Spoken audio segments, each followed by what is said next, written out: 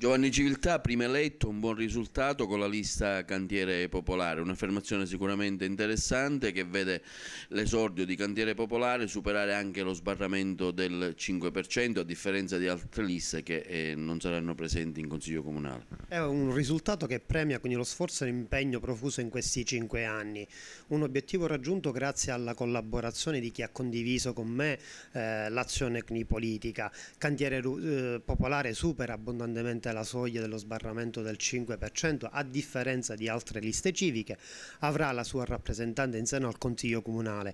Abbiamo raggiunto un buon risultato anche a livello provinciale con la riconferma di Nuccio Sapia a Casteltermini. Siamo riusciti ad affermare la candidatura del candidato sindaco Parello, quindi ad Aragona. Un buon risultato registriamo anche sulla città di Palermo con la candidatura di Marianna Caronia. Ora c'è il ballottaggio, Pennica deve recuperare parecchi voti. Ecco, voi come Cantiere Popolare, secondo voi quale potrebbe essere la strada giusta per ribaltare il risultato?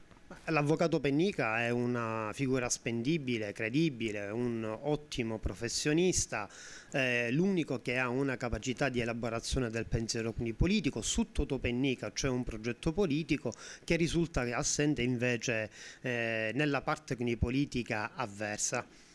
Riteniamo che Toto Pennica possa colmare questo gap cercando di recuperare tutti quei soggetti che in campagna elettorale hanno costituito l'alternativa alla candidatura di Zambuto.